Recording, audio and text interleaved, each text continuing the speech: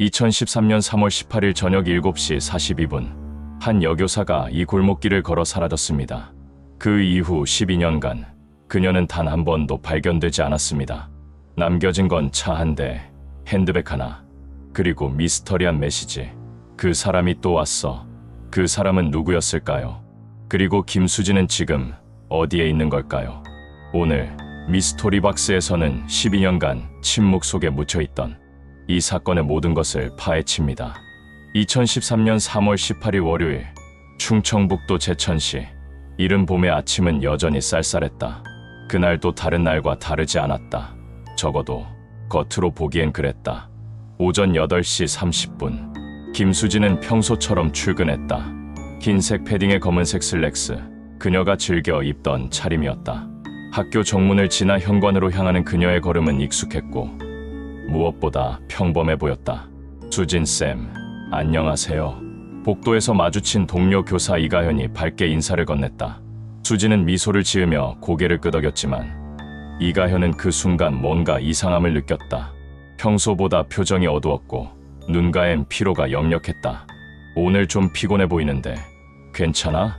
이가현의 물음에 수진은 잠시 망설이다 답했다. 요즘 잠을 못 자서 괜찮아. 고마워. 그게 전부였다. 더 이상 말을 잇지 않았다. 이가현은 그저 그럼 오늘 점심때 같이 먹자며 가볍게 손을 흔들고 교무실로 향했다. 그날 아침의 짧은 대화는 훗날 이가현이 경찰 조사에서 가장 먼저 떠올린 장면이 된다. 오전 수업은 평온하게 진행됐다. 수진은 2학년 3반과 5반 국어 수업을 맡았고 학생들은 그녀의 수업을 좋아했다. 차분하고 친절한 설명, 학생들의 질문에 귀 기울이는 태도. 그녀는 좋은 선생님이었다.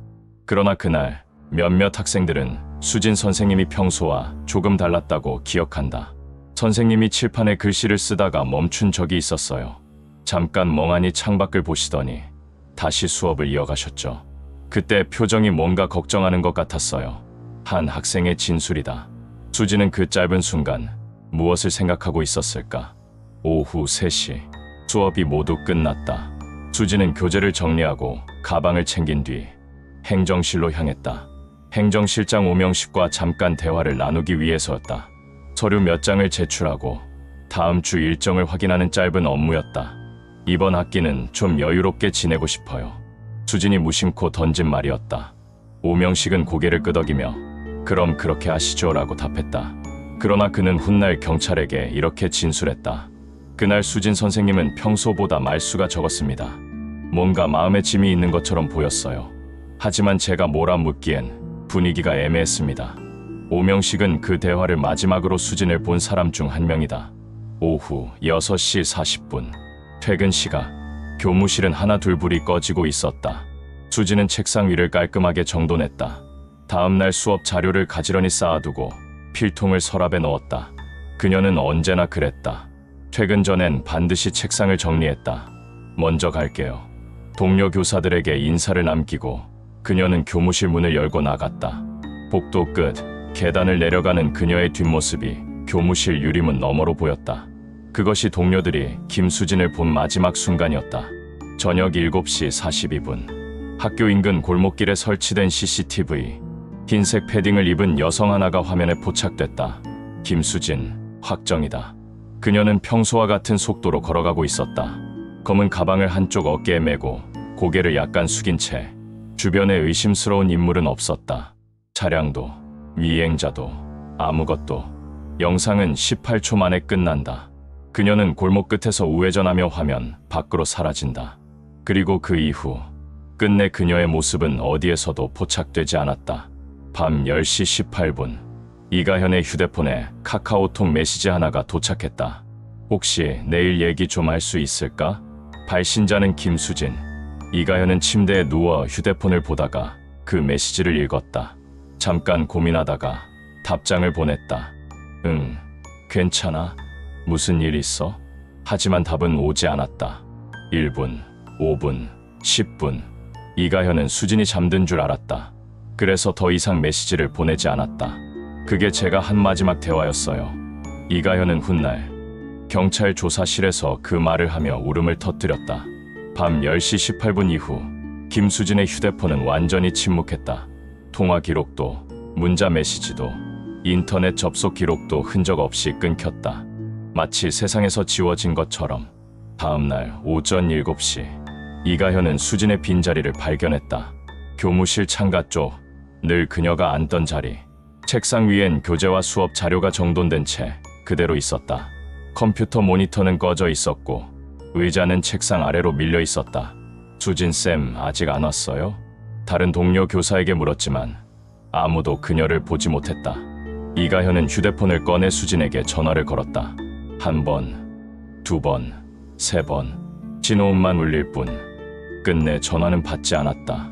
불안이 밀려왔다. 이가현은 수진의 집으로 전화를 걸었다. 벨소리는 계속 울렸지만 응답은 없었다. 그녀는 뭔가 잘못됐다는 걸 직감했다. 오전 11시, 이가현은 경찰에 실종 신고를 했다. 제 친구가 어젯밤부터 연락이 안 돼요. 출근도 안 했고 전화도 안 받고. 경찰은 침착하게 물었다. 성인이시죠? 가출 가능성은요? 이가현은 단호하게 답했다. 아니에요. 수진이는 절대 그런 애가 아니에요. 뭔가 잘못된 거예요. 그날 김수진 실종 사건이 공식 기록됐다. 하지만 그때는 아무도 몰랐다. 이 사건이 10년이 넘도록 미궁 속에 남을 거라는 걸. 2013년 3월 18일, 평범했던 하루는 그렇게 사라졌다. 그리고 김수진이라는 한 사람도 그날 밤과 함께 사라졌다. 그녀는 어디로 간 걸까? 무엇이 그녀를 삼켜버린 걸까? 그 질문은 지금도 답 없이 메아리치고 있다. 2013년 3월 19일 화요일 오전 7시, 김수진이 사라진 지 정확히 12시간이 지났다. 하지만 아무도 그 사실을 몰랐다.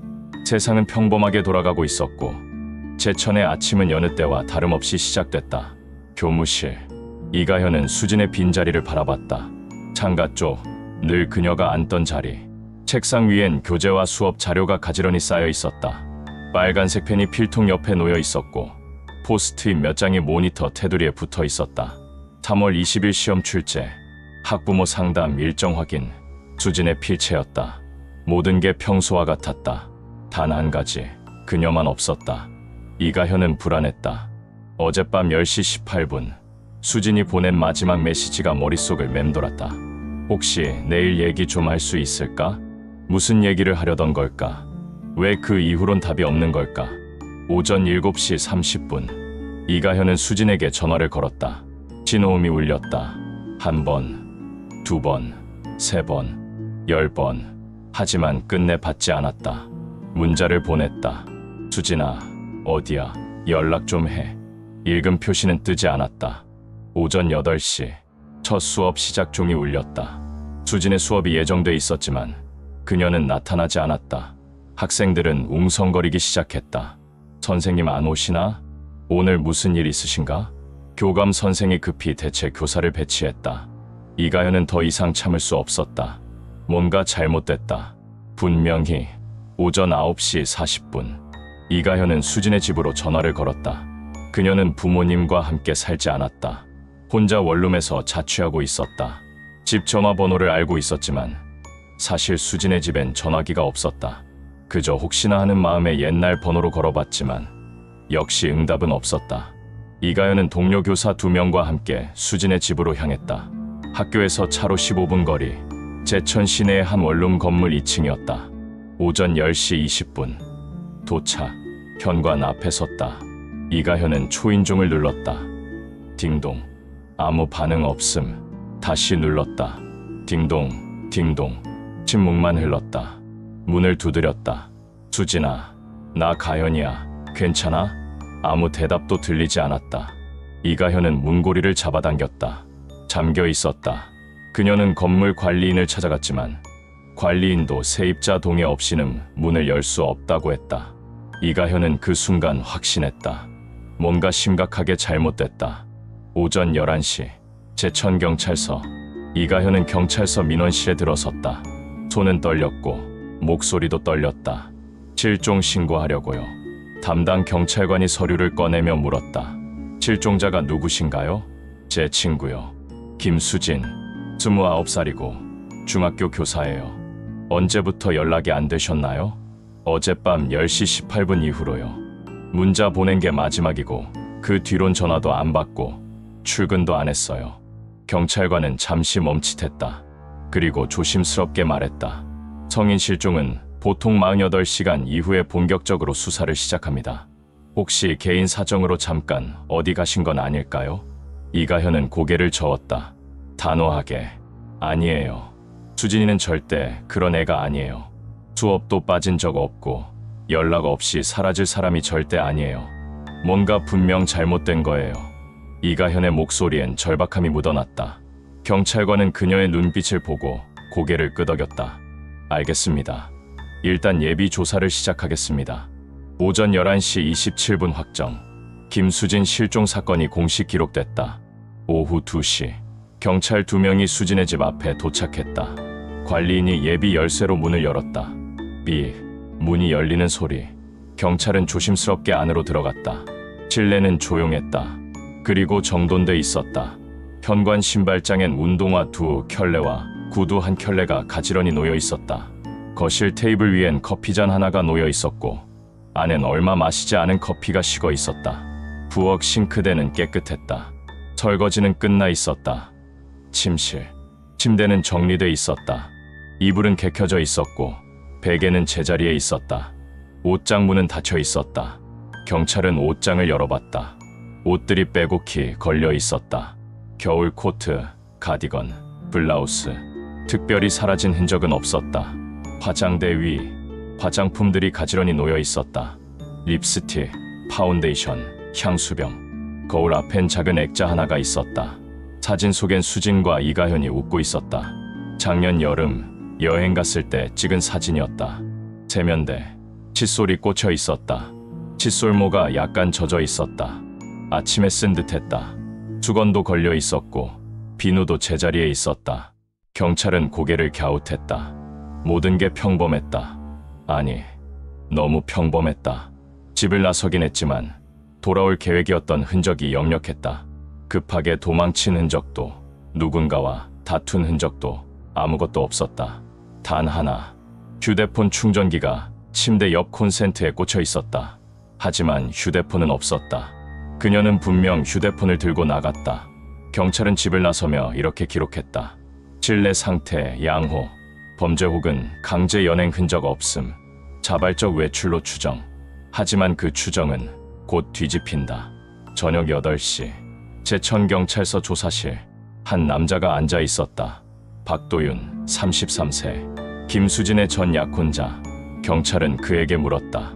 3월 18일 저녁, 어디 계셨습니까?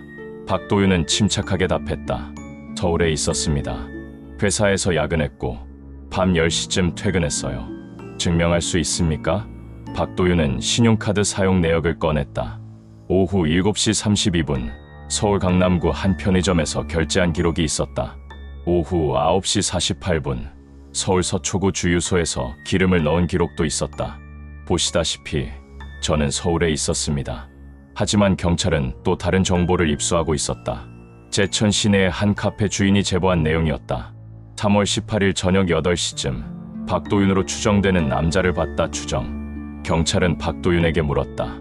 혹시 그날 제천에 오신 적 있습니까? 박도윤은 단호하게 부인했다. 없습니다. 제천엔 몇 달째 안 갔어요. 김수진 씨와 마지막 연락은 언제였습니까? 한 2주 전쯤 문자로 짧게 안부 물어봤는데 답은 안 왔어요. 파온 이유가 뭡니까?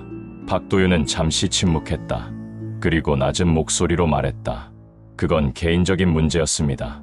결혼 준비하면서 의견 차이가 있었고 결국 헤어지기로 했어요. 경찰은 그를 더 조사했지만 명확한 증거는 나오지 않았다.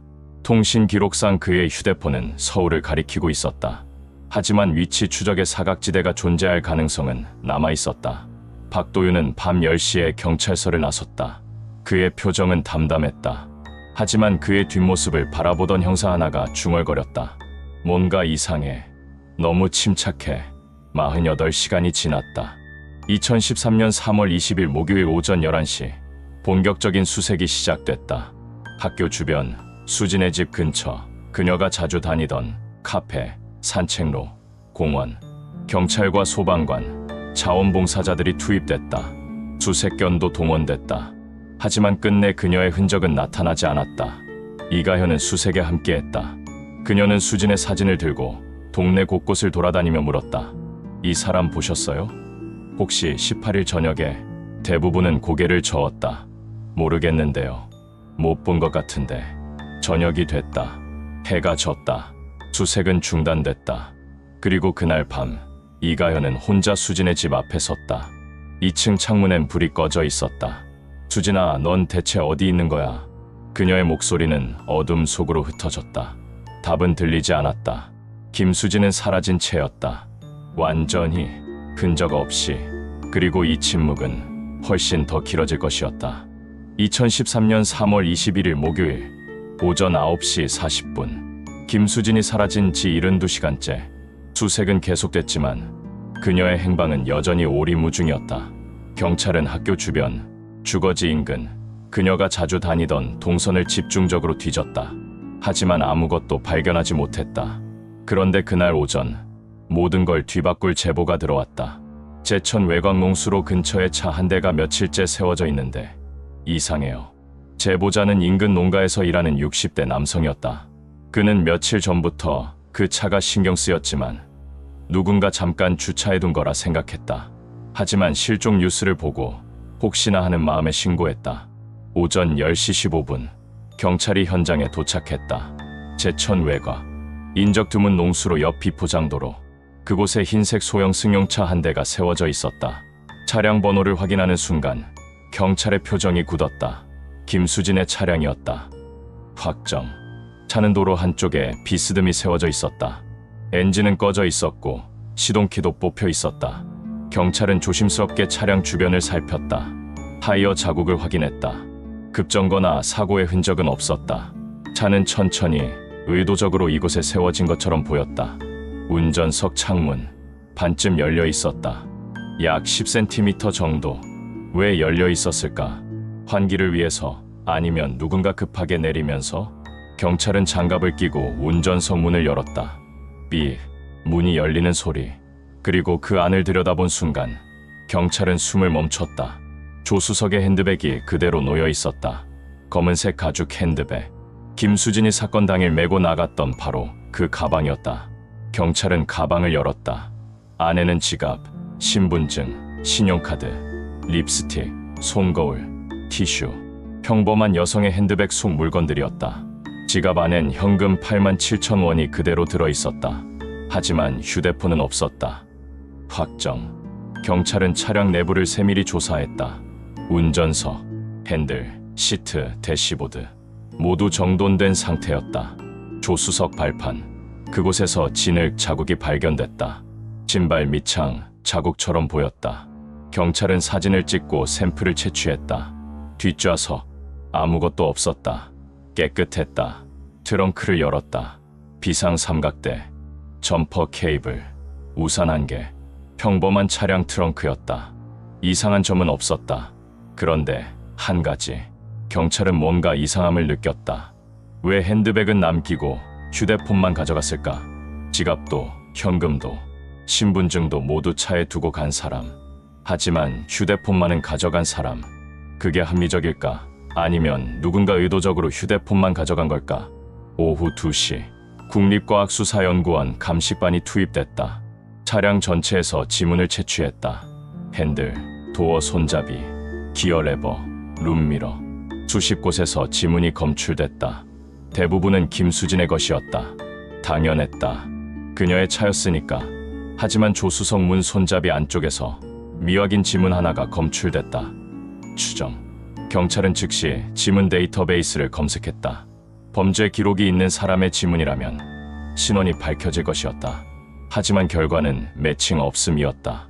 그 지문은 어떤 데이터베이스에도 등록돼 있지 않았다. 즉, 그 사람은 전과가 없거나 공공기관의 지문이 등록되지 않은 인물이었다. 범위를 좁히기엔 너무 광범위했다. 조수석 발판의 진흙도 분석됐다. 성분 분석 결과 제천 지역에서 흔히 발견되는 토양이었다. 특별한 특징은 없었다. 단설하기엔 너무 평범했다. 경찰은 차량 주변 농수로도 수색했다. 혹시 그녀가 물에 빠진 건 아닐까? 수색견이 투입됐고 잠수부들이 물속을 뒤졌다. 하지만 끝내 아무것도 발견되지 않았다. 김수진의 차는 발견됐지만 정작 그녀는 사라진 채였다. 그로부터 9일 후 2013년 3월 30일 토요일 실종 12일째 확정. 단양군 제천에서 차로 30분 거리에 있는 인접 지역이다. 그곳의 한 저수지 근처를 산책하던 등산객 하나가 수풀 속에서 이상한 물건을 발견했다. 이게 휴대폰 아닌가? 검은색 스마트폰. 화면엔 금이 가 있었고 배터리는 분리돼 있었다. 등산객은 즉시 경찰에 신고했다. 오후 3시 경찰이 현장에 도착해 휴대폰을 회수했다. 그리고 시리얼 넘버를 확인하는 순간 경찰은 긴장했다. 김수진의 휴대폰이었다. 확정. 하지만 왜 여기 있는 걸까? 제천 외곽에서 발견된 차량과 단양 저수지 근처 두 지점은 약 25km 떨어져 있었다. 누군가 의도적으로 이곳에 버린 걸까? 경찰은 휴대폰을 국과수로 보냈다. 데이터 복구가 시작됐다. 배터리는 분리돼 있었지만 내부 저장 장치는 손상되지 않았다. 복구 가능성은 있었다. 4월 2일 화요일 복구 결과가 나왔다. 통화 기록. 3월 18일 오후 7시 52분 박도윤으로부터 걸려온 부재 중 전화 한 건. 수진은 받지 않았다. 그 외엔 특이사항 없음. 문자 메시지, 삭제된 메시지 여러 건이 복원됐다. 대부분은 이가현과 주고받은 일상적인 대화였다. 하지만 그중 하나, 경찰의 시선을 사로잡은 메시지가 있었다. 발신 시각 3월 18일 오후 5시 17분. 수신자 미확인, 번호 저장되지 않음. 내용. 오늘은 정말 끝을 내야 할 것 같아. 무섭다. 그 사람이 또 왔어. 경찰은 즉시 그 번호를 추적했다. 하지만 그 번호는 더 이상 사용되지 않는 선불폰 번호였다. 가입자 정보도 없었다. 누군가 추적을 피하기 위해 일회용 번호를 쓴 것처럼 보였다. 그 사람은 누구였을까? 박도윤일까? 아니면 완전히 다른 누군가일까? 경찰은 박도윤을 다시 소환했다. 4월 3일 수요일 제천경찰서 조사실. 박도윤은 다시 경찰 앞에 앉았다. 그의 표정은 여전히 담담했다. 경찰은 복원된 메시지를 보여주며 물었다. 그 사람이 또 왔어. 이게 당신을 말하는 겁니까? 박도윤은 고개를 저었다. 모르겠습니다. 저는 그날 서울에 있었다고 말씀드렸잖아요. 3월 18일 오후 7시 52분 당신이 김수진 씨에게 전화를 걸었습니다. 왜 전화했습니까? 그냥 안부 물으려고요. 오랜만에 목소리라도 듣고 싶어서. 받지 않았는데 왜 다시 전화하지 않았습니까? 받지 않으니까 괜히 귀찮게 하고 싶지 않아서요. 경찰은 그를 예리하게 바라봤다. 박도윤의 알리바이는 여전히 불완전했다. 신용카드 기록은 서울을 가리켰지만 제천 목격 정황도 무시할 수 없었다. 하지만 결정적 증거가 없었다. 당신이 마지막으로 김수진 씨를 본 게 언제입니까? 2월 중순쯤이요. 파혼 이후로 만나지 않았습니다. 파혼 이유를 다시 한번 말씀해 주시겠습니까? 박도윤은 잠시 침묵했다. 그리고 낮게 말했다. 결혼 준비 과정에서 우리 사이의 신뢰가 깨졌습니다. 서로에게 실망했고 결국 헤어지기로 했어요. 구체적으로 무슨 일이 있었습니까? 그건 개인적인 일입니다. 경찰은 더 캐물었지만 박도윤은 끝까지 구체적인 답변을 거부했다. 그리고 밤 10시 그는 다시 경찰서를 나섰다. 형사 하나가 그의 뒷모습을 보며 중얼거렸다. 뭔가 숨기고 있어. 분명히 단서는 나왔다. 차량, 휴대폰, 메시지, 지문. 하지만 그 단서들은 오히려 더 많은 의문만 남겼다. 왜 차는 농수로 근처에 있었을까? 왜 휴대폰은 25km 떨어진 저수지에 버려졌을까? 그 사람은 누구일까? 조수석에 미확인 지문은 누구 것일까? 그리고 무엇보다 김수진은 지금 어디에 있는 걸까? 경찰은 수사를 이어갔다. 하지만 실종 2주가 지나도록 그녀의 행방은 흔적 없이 감춰져 있었다. 버려진 단서들. 그것은 진실로 가는 길을 밝히는 빛이 아니라 오히려 어둠 속으로 더 깊이 빠져드는 미로였다. 그리고 이 미로는 10년이 지나도 끝나지 않을 것이었다. 2013년 4월 5일 금요일 김수진 실종 사건은 더 이상 제천만의 사건이 아니었다. 전국의 뉴스가 이 사건을 다뤘다. 케이블 뉴스, 종합편성 채널, 라디오, 인터넷 포털 메인. 어디를 가도 김수진의 사진이 있었다. 약혼 파혼 후 실종된 29세 여교사. 제천 미스터리 실종 사건. 단서는 있지만 행방은 오리무중. 버려진 차량과 휴대폰 사라진 교사는 지금 어디에? 자극적인 헤드라인들이 쏟아졌다. 언론은 사건의 모든 세부 사항을 파헤쳤다. 파혼 이유, 전 약혼자와의 관계, 마지막 메시지의 의미, 추측과 의혹이 난무했다. 그리고 사람들은 열광했다. 온라인 커뮤니티마다 이 사건에 대한 토론이 벌어졌다. 범인은 누구일까? 자살일까 타살일까? 전 약혼자가 수상하다. 수많은 의견이 쏟아졌다. 하지만 진실은 여전히 어둠 속에 있었다. 4월 6일 토요일 오전 9시 김수진의 가족들이 방송 인터뷰에 나섰다. 어머니, 아버지, 남동생, 세 사람은 카메라 앞에서 울먹이며 호소했다. 어머니가 말했다. 우리 수진이는 착한 애예요. 학생들도 잘 가르치고 책임감도 강하고 그런 애가 갑자기 사라질 리가 없어요. 절대로요. 아버지가 이어 말했다. 누가 우리 딸을 데려간 겁니다. 제발 우리 딸 좀 찾아주세요.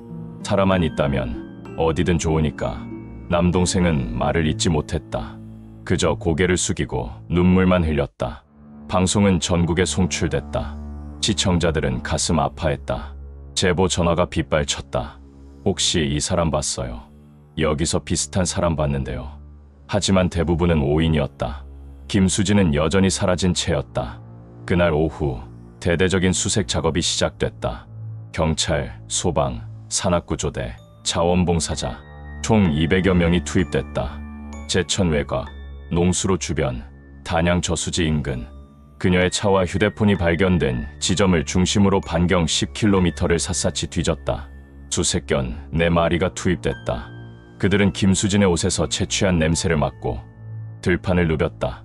하지만 특정한 지점을 가리키지 않았다. 냄새는 흔적 없이 끊겨 있었다. 드론이 하늘을 날았다.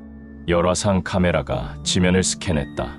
산속 깊은 곳, 숲속 웅덩이, 계곡, 의심스러운 곳은 모두 촬영했다. 하지만 이상한 점은 발견되지 않았다. 저수지엔 잠수부들이 투입됐다. 물속 5m 깊이까지 수색했다. 바닥에 진흙을 뒤지고 수초 사이를 샅샅이 살폈다.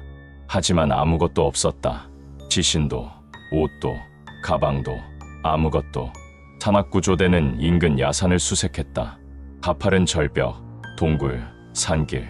그녀가 혹시 길을 잃고 헤맨 건 아닐까? 혹시 사고를 당한 건 아닐까? 하지만 열흘간의 수색 끝에도 끝내 아무것도 발견되지 않았다. 지역 주민들도 자발적으로 수색에 참여했다. 노인들, 농부들, 주부들. 그들은 들판과 골목을 뒤졌다. 우리 동네에서 이런 일이 일어나다니. 사람들은 불안해했다. 그리고 안타까워했다. 하지만 그 누구도 김수진을 찾지 못했다. 4월 15일, 열흘간의 대대적 수색이 종료됐다. 결과는 실종자 발견 못함이었다. 그 무렵 언론의 포커스는 한 사람에게 집중됐다. 박도윤, 전 약혼자. 그는 사건 초기부터 용의선상에 있었다. 파혼 이후에도 수진에게 반복적으로 연락했다는 증언, 사건 당일 제천에서 목격됐다는 제보, 불완전한 알리바이, 그리고 무엇보다 그가 보인 지나치게 침착한 태도. 4월 8일, 박도윤은 기자들 앞에 모습을 드러냈다. 서울의 한 커피숍. 그는 검은색 셔츠를 입고 앉아 있었다. 표정은 피곤해 보였다. 기자들이 질문을 쏟아냈다. 김수진 씨 실종에 대해 어떻게 생각하십니까? 박도윤이 답했다. 저도 정말 걱정됩니다. 수진이가 어디 있는지 알고 싶어요. 사건 당일 제천에 계셨다는 목격담이 있는데 사실입니까? 아닙니다. 저는 서울에 있었습니다. 이미 경찰에 증명했습니다. 파혼 이유가 무엇입니까? 박도윤은 잠시 침묵했다. 그리고 낮게 말했다. 그건 개인적인 일입니다. 말씀드리고 싶지 않습니다. 혹시 김수진 씨에게 원한이 있었습니까?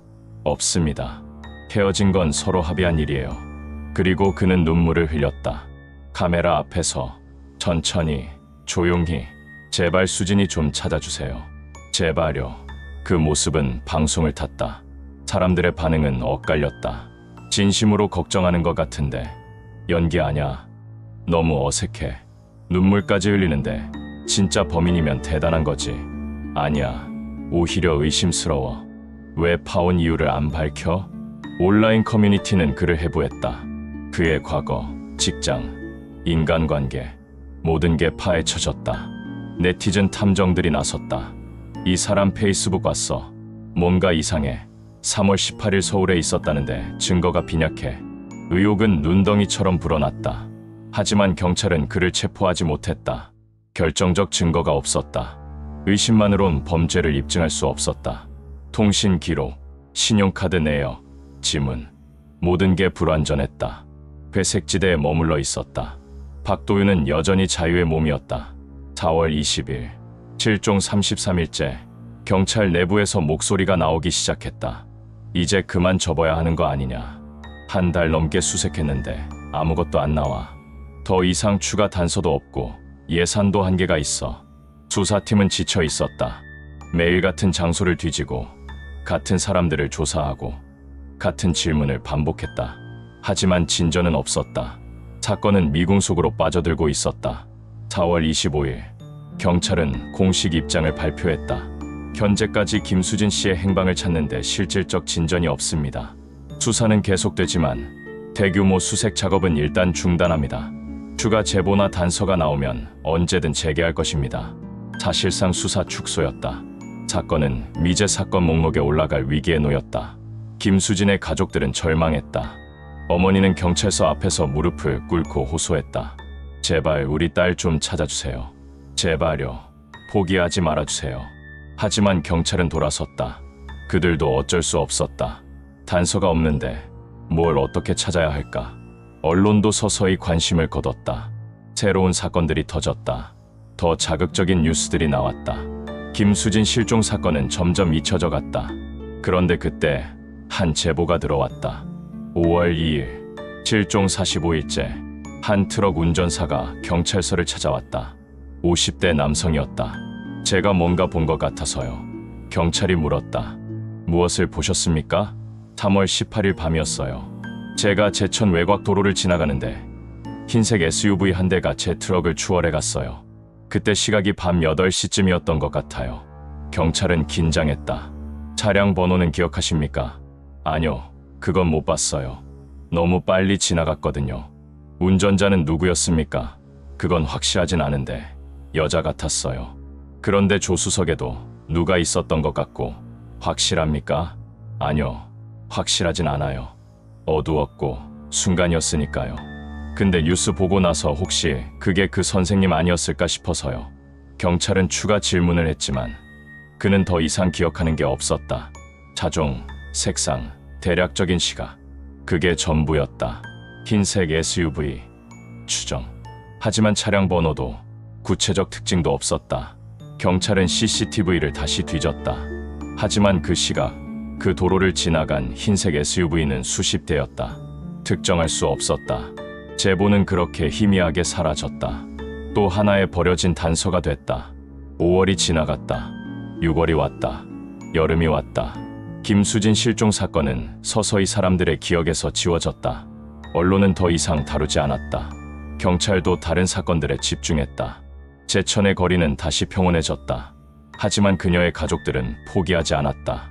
매일 아침 어머니는 딸의 방에 들어가 사진을 바라봤다. 매일 저녁 아버지는 실종자 찾기 사이트에 딸의 사진을 다시 올렸다. 남동생은 주말마다 제천으로 내려와 그녀가 사라진 그 골목길을 걸었다. 누나 어디 있어? 제발 돌아와. 그의 목소리는 바람에 흩어졌다. 답은 들리지 않았다. 이가현도 포기하지 않았다. 그녀는 학교를 그만두고 수진을 찾는데 전념했다. 전단지를 만들고 SNS에 글을 올리고 방송국에 제보했다. 하지만 반응은 점점 줄어들었다. 미안해 수진아, 내가 너를 지켜주지 못했어. 이가현은 밤마다 울었다. 그리고 자책했다. 만약 그날 밤 수진의 메시지에 즉시 답했더라면, 만약 그날 아침 더 일찍 경찰에 신고했더라면 혹시 달라졌을까? 하지만 시간은 되돌릴 수 없었다. 김수진은 끝내 돌아오지 않았다.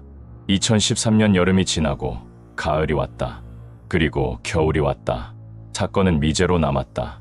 미궁 속으로 완전히 빠져들었다. 그 누구도 답을 알지 못했다. 김수진은 어디에 있는가? 그녀에게 무슨 일이 있었는가? 누가 그녀를 데려간 것인가? 제천의 3월은 다시 왔지만 그녀는 돌아오지 않았다. 그리고 그 침묵은 10년이라는 시간 속으로 깊이 가라앉았다.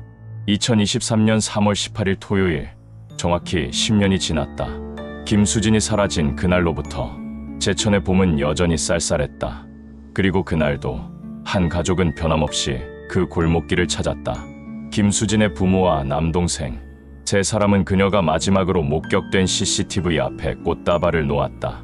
흰 국화, 노란 장미, 그리고 수진이 좋아했던 프리지아. 어머니는 꽃을 내려놓으며 중얼거렸다. 수진아, 엄마가 또 왔어. 너 어디 있니? 바람이 불었다. 꽃이 하나가 떨어져 땅에 닿았다. 아무 대답도 없었다. 10년 전에도, 그리고 지금도 김수진은 여전히 사라진 채였다. 그날 저녁 온라인에서 하나의 영상이 공개됐다.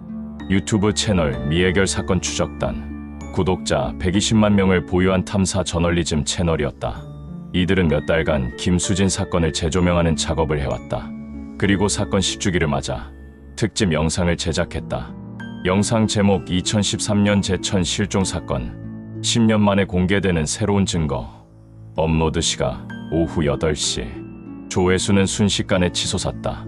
1만, 5만, 10만. 사람들은 클릭했다. 그리고 숨을 죽이고 화면을 바라봤다. 영상은 내레이터의 차분하지만 긴장감 있는 목소리로 시작됐다.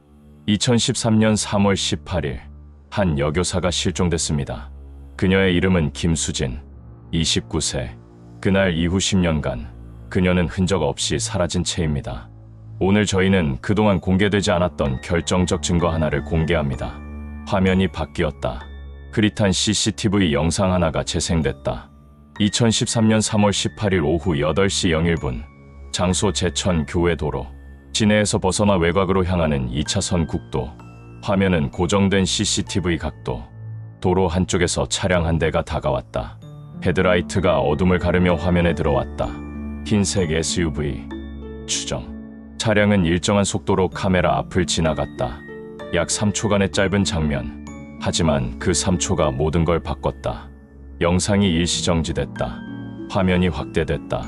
운전석 부분이 클로즈업 됐다. 운전석에 앉은 사람, 여성으로 보였다. 얼굴은 흐릿했지만 체형과 머리 모양, 그리고 옷차림, 흰색 패딩, 내레이터의 목소리가 낮게 이어졌다. 이 여성은 김수진으로 추정됩니다. 당일 그녀가 입었던 흰색 패딩과 일치하며 실종 시각과도 부합합니다. 화면이 다시 움직였다. 이번엔 조수석 쪽이 확대됐다. 그리고 그곳에 누군가가 있었다. 희미한 실루엣, 사람의 형체, 얼굴은 보이지 않았다. 화질이 너무 낮았다. 하지만 분명 누군가 앉아 있었다. 내레이터가 말했다.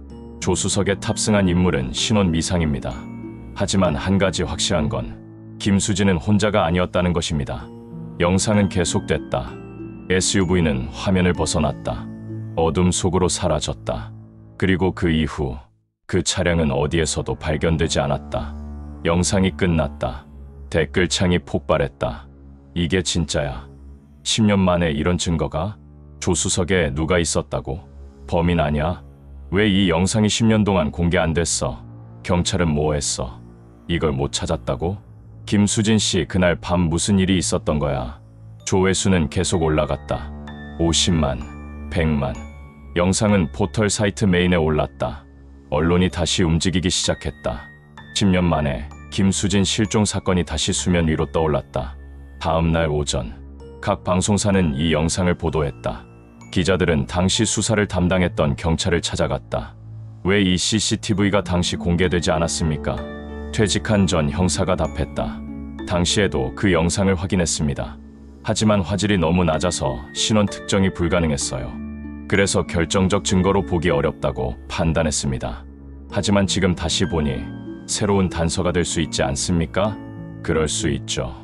하지만 10년이 지난 지금 그 차량을 찾기는 거의 불가능합니다. 언론은 다시 물었다. 그럼 사건 재수사 계획은 없습니까? 그건 경찰청에 문의하셔야 할 것 같습니다. 경찰청은 공식 입장을 내놓았다. 새롭게 공개된 CCTV 영상을 검토 중입니다. 추가 수사 진행 여부는 검토 후 결정하겠습니다. 하지만 10년이 지난 사건, 증거는 사라지고 기억은 흐릿해졌다. 재수사가 얼마나 실효성이 있을까? 사람들은 회의적이었다. 그리고 그날 오후 한 사람이 언론 앞에 섰다. 박도윤. 그는 10년 동안 침묵했다. 언론 인터뷰도 거부했고 SNS도 하지 않았다. 조용히 살았다. 서울의 한 중견기업에서 일했고 3년 전 재혼했다.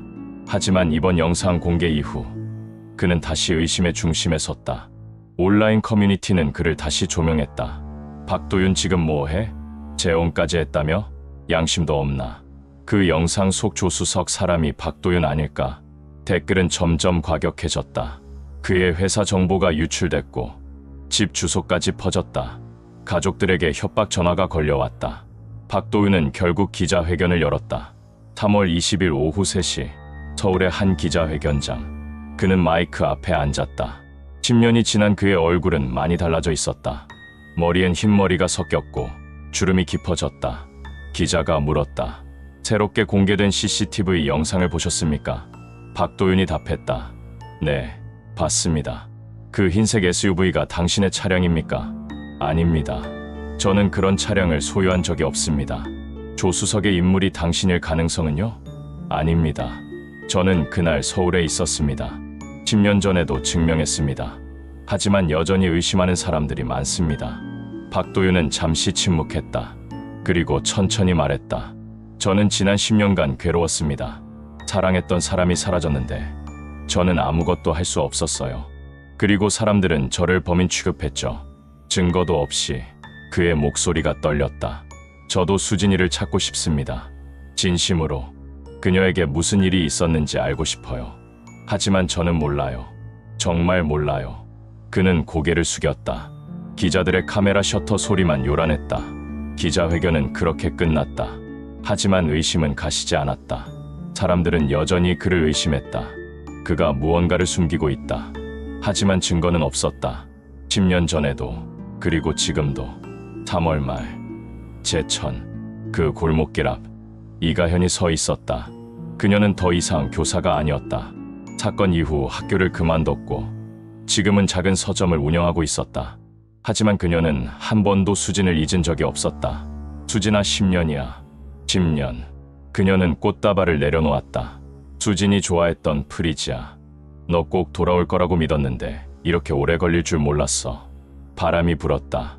꽃이 피 흩날렸다. 그래도 난 포기 안 해. 언젠가는 진실이 밝혀질 거야. 그녀의 목소리는 떨렸지만 확신에 차 있었다. 그해 여름, 오명식 전 행정실장이 세상을 떠났다. 폐암이었다. 그는 임종 직전 가족들에게 이렇게 말했다. 김 선생님 끝내 못 찾았네. 미안해. 그의 장례식에 이가연이 참석했다. 그리고 영정 앞에서 말했다. 실장님, 감사했어요. 그때 CCTV 찾아주셔서. 실장님도 끝까지 수진이를 걱정하셨죠.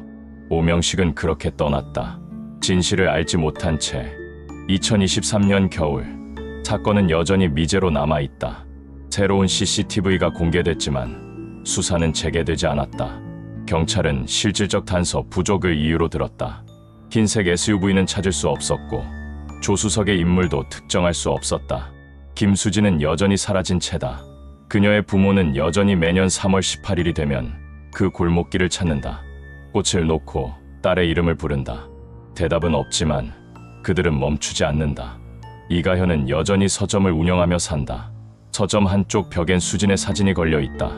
웃고 있는 사진. 그 미소는 10년이 지나도 변하지 않았다. 박도윤은 여전히 서울에서 살고 있다.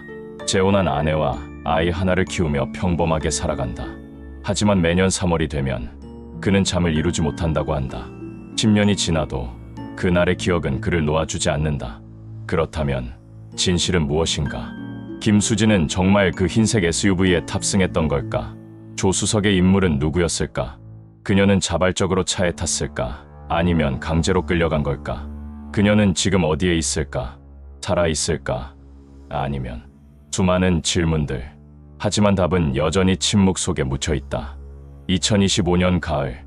지금 제천의 그 골목길은 여전히 그대로다. CCTV도, 건물도, 포장도로도 모든 게 그대로다. 단 하나, 김수진만 없다. 그녀의 사진은 여전히 실종자 명단에 올라있다. 경찰청 홈페이지, 실종자 찾기 사이트, 각종 포털 사이트. 그녀의 얼굴은 아직도 인터넷 어딘가에 떠돌고 있다. 김수진, 1984년생, 실종 당시 29세. 2013년 3월 18일 제천에서 실종. 숫자와 문장으로 정리된 한 사람의 인생. 하지만 그 뒤에는 가족이 있고, 친구가 있고, 학생들이 있었다. 그녀를 사랑했던 사람들이 있었다. 그리고 그들은 아직도 기다리고 있다. 끝나지 않은 이야기의 결말을.